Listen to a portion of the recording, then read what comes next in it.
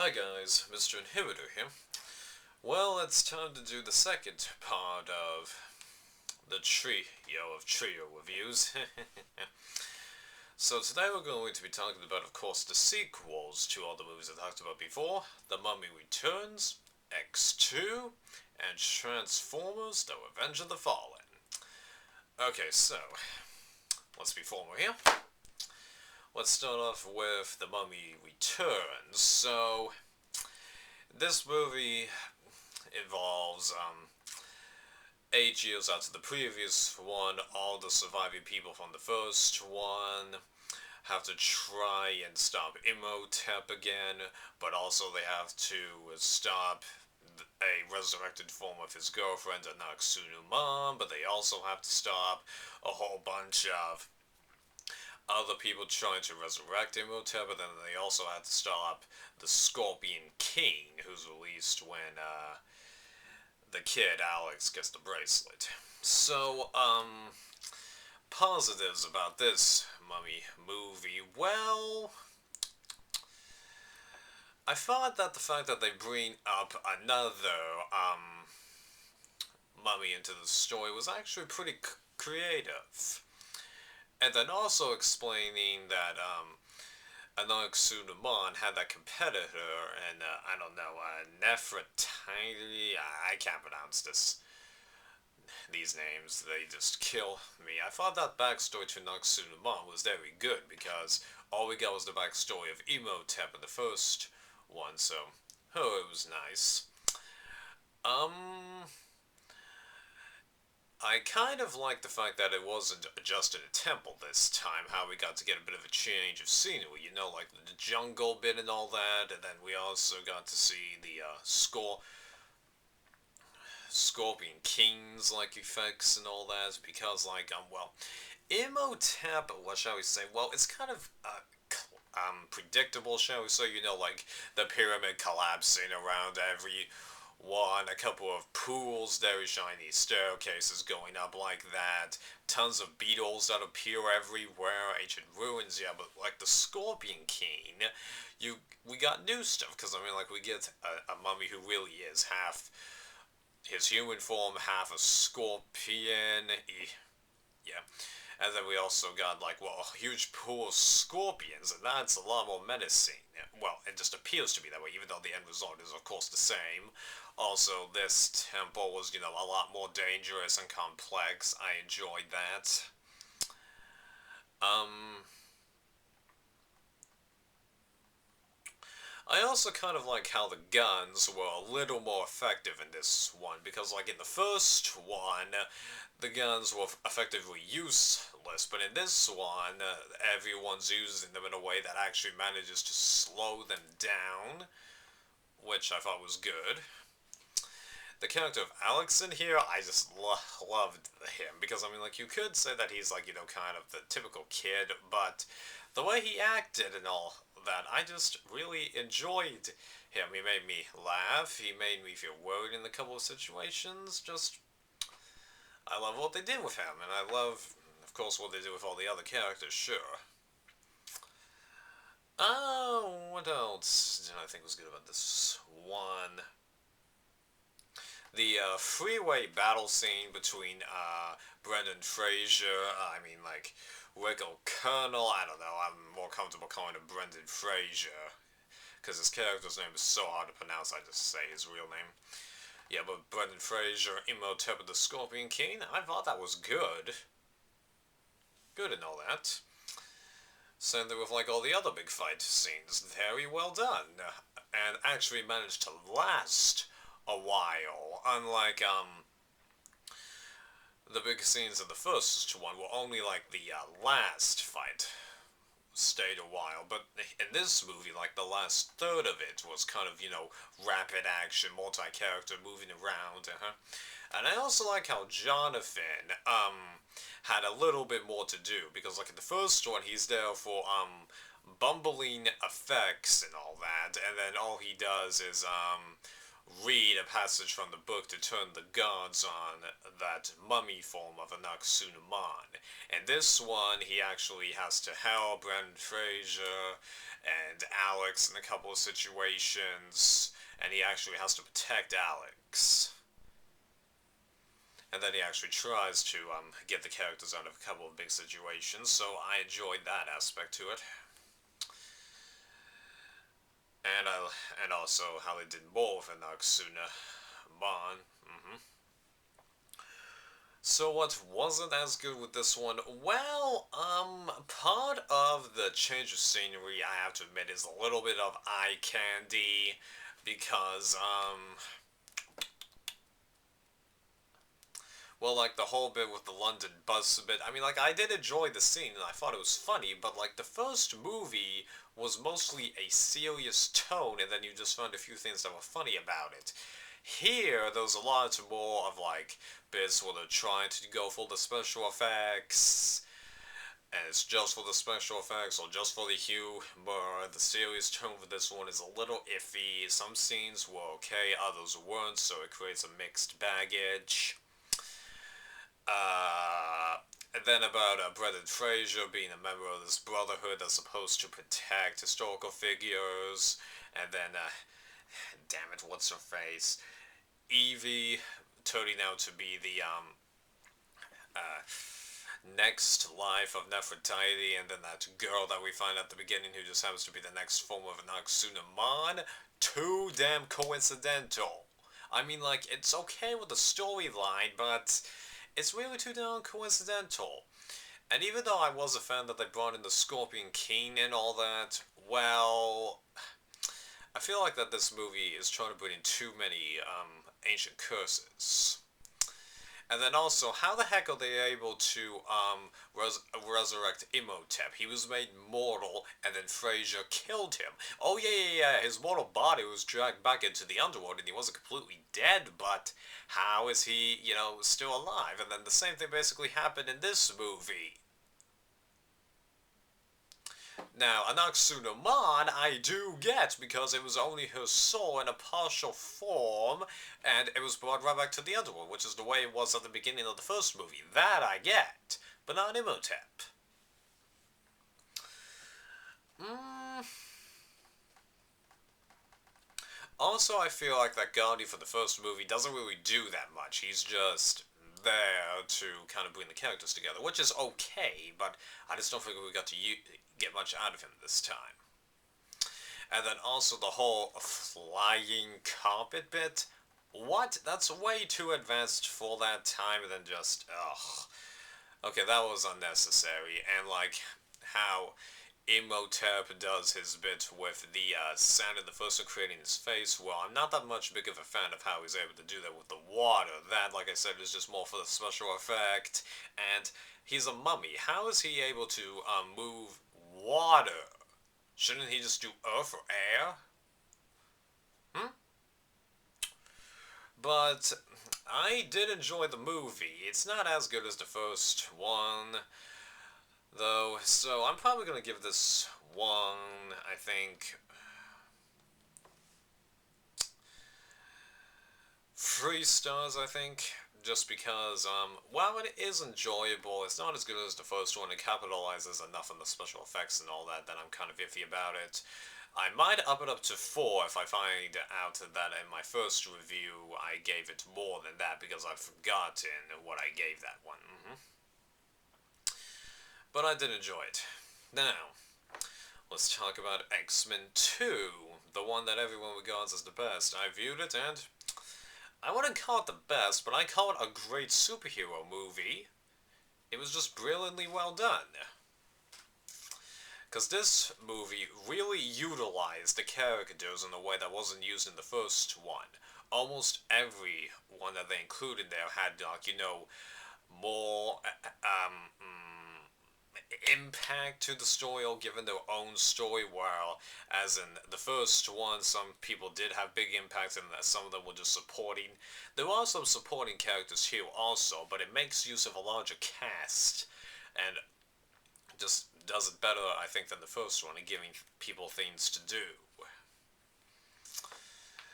Um, and I have to admit, they did improve on Cyclops and Jean Grey in this movie. I mean, Jean Grey, she, pardon me, had to go for the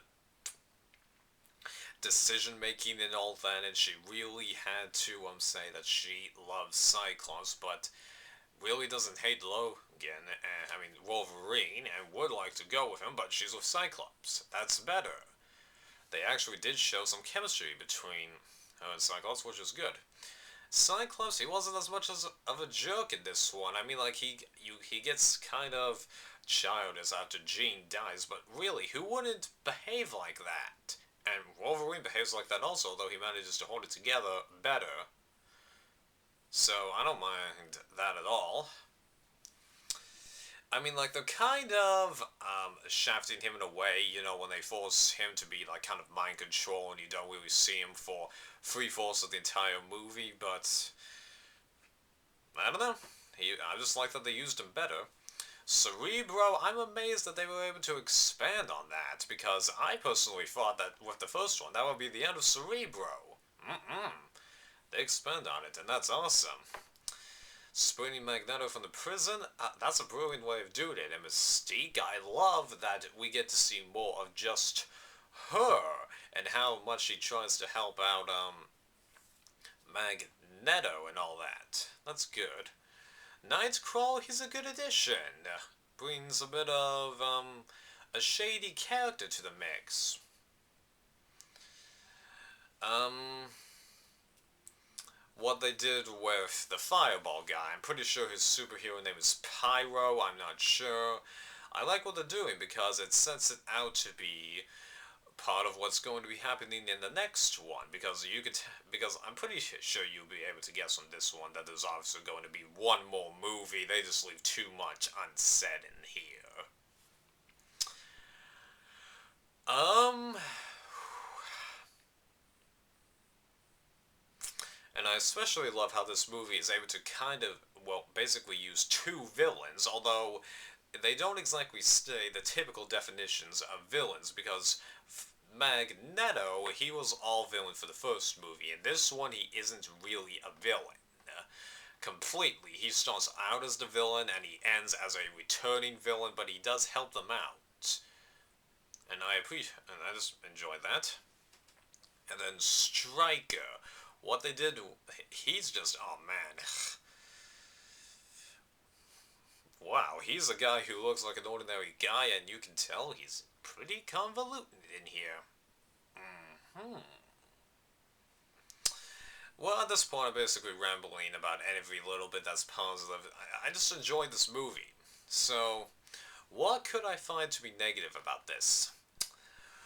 Well, after seeing Rogue be prominently used in the first one, I find it a bummer that she wasn't used as much in this. I mean, like, they used a bit of her trying to continue her story arc. I enjoyed that, but I just thought it was a bummer that it wasn't as prominent and related to the actual plot. That's a bummer.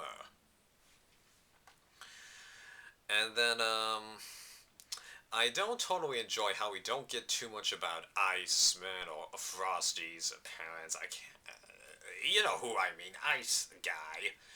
I just don't like how we don't get that much about his previous life, because it seems just like when they when his brother calls the superheroes and all that, it's just written in the script. Had we gotten some more info about his past and all that, it would be a little more easier to understand why his brother did that, or like Iceman was the actual biological child of his parents, and then his brother was adopted, or something like that. That would have been good, but there just seems to be no big reason why his brother did that, and I wish we had gotten more. Although I do like what they did try to do with Iceman, because since he's not one of the big X-Men, well, in the comics, or at least some versions of the comics he is, they did do stuff with him. And then Pyro just suddenly decided to burn the cops. Well, he did sort of have to do it, but um, what prompts him to be so vicious? I mean, like, sure, the meeting with Iceman's parents kind of ticked him off, but They just don't do any big reason behind it, even though I think maybe I'm missing something, I'm not sure. Also, Jean leaving the plane. Okay, look, she had to do the party on the water and all that to get the plane out of there and all that, but she didn't have to leave the plane. What's up with that? Although I'm reasonably positive bits from the third movie will help explain this, I'm not sure. I just get the feeling that there's something unsaid, given how she and Professor Xavier kind of had that little moment between each other. Um, hmm. Professor Xavier being able to stop time in one instant except for desire participants, I'm not too much of a big fan of that because, like, I don't recall him ever having that kind of power. Now, if he was able to sort of slow things down to a certain degree, I can more understand it. But how is he able to bring other people in there? Just it's just a power that I don't really understand why he has it, and would like to know where that came from. Anything else? I think I've done to a couple of just nitpicks now. Uh, well, what exactly happened to Sabretooth? I mean, like, I think Wolverine threw him off the top of the Statue of Liberty or something, but I don't know. It's just like, is he officially dead?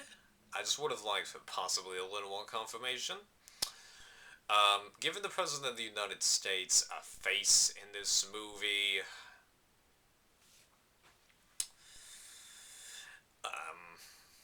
I don't know. I think I just kind of preferred him as you don't see his face that much. I mean, like, had they done it so his face wasn't as clear, maybe I would have liked that. I don't know. That's just my nitpick. And then Magneto just says this crazy helmet is going to save me from the real bad guys, but then he takes forever to put it on.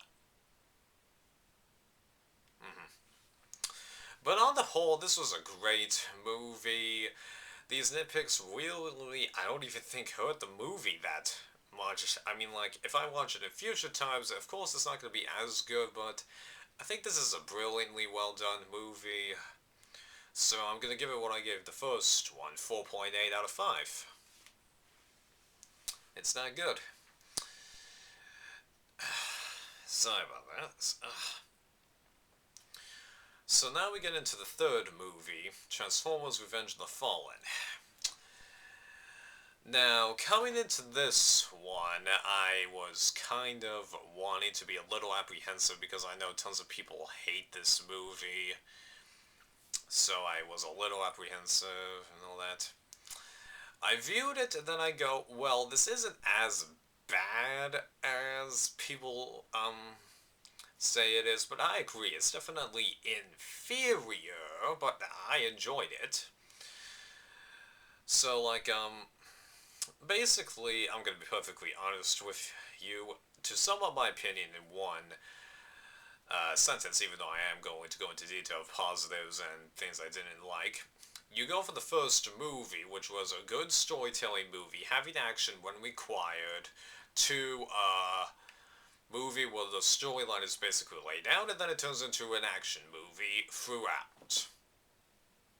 That's basically what happened. But let's just get into it. So, positives.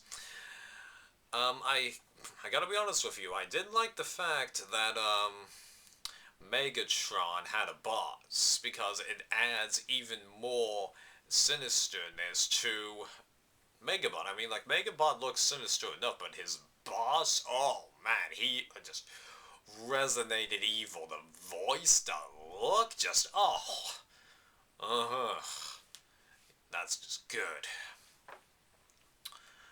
Um, the explanation of, like, the primes and all that, how we get to learn even more about the Transformers backstory, I love that. That was extremely helpful.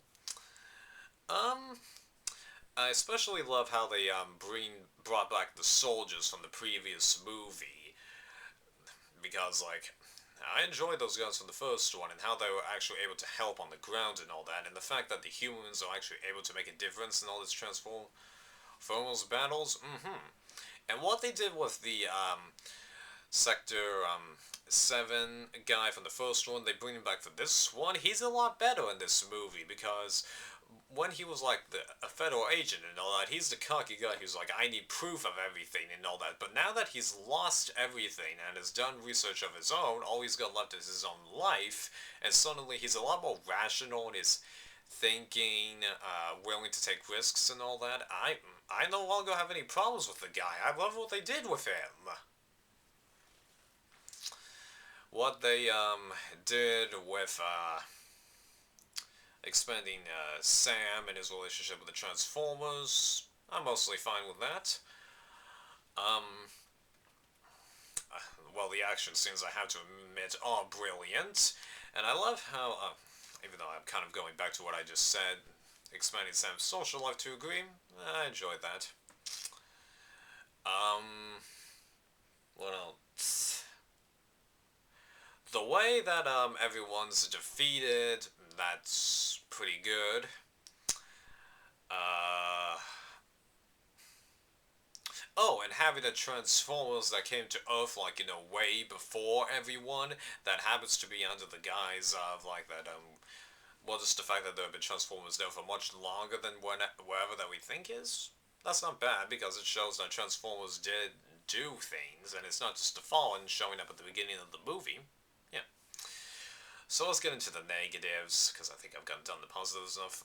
Well, first of all, this is the most immediate thing on my mind.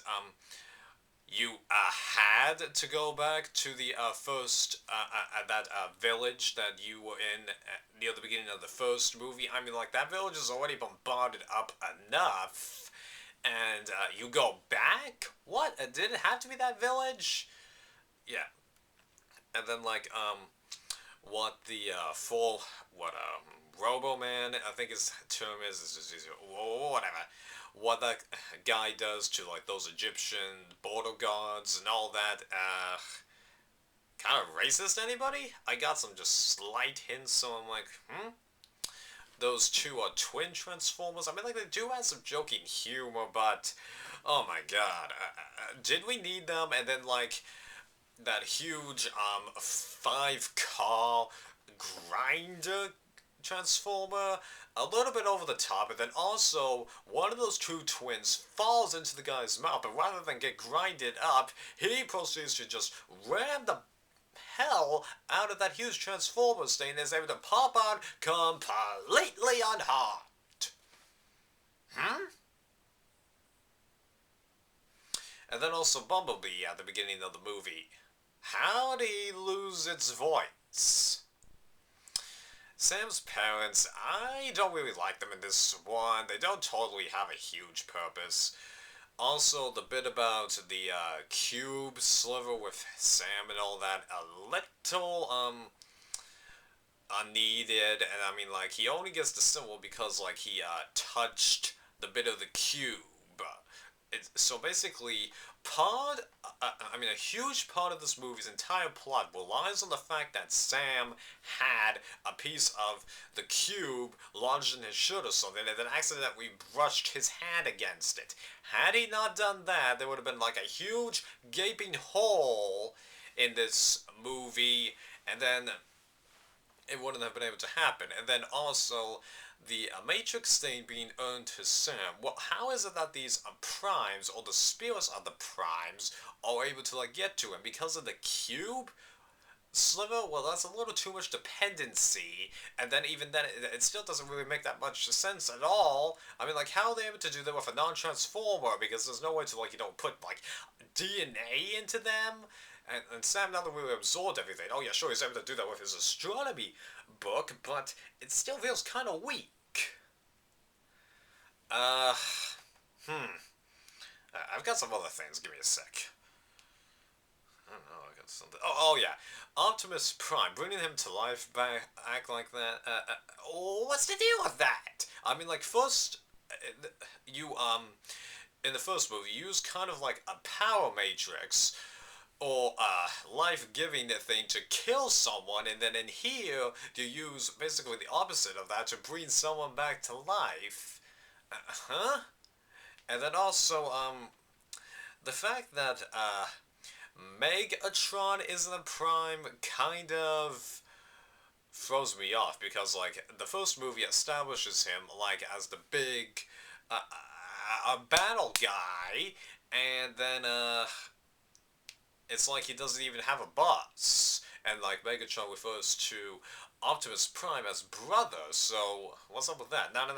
It could be that they explained this in other Transformers media that I haven't interacted with, but coming from someone who has only seen the movies, I had to say it. Okay. Uh. Also, it seems like Megan Fox gets upset with Sam way too easily in this movie, and then that Transformer able to tr- transform itself into like that blonde chick and all that to get close to Sam. Well, first of all, how did that Transformer know where Sam is, and then how is that even possible? Again, that could be something I don't know, but I have to say it. Although I did love what Bumblebee did to that Transformer. Or it could be that that was legitly the chick, and then the Transformer got the chick, killed her, and then transformed into that. Yeah, why don't I think of that? But, mm,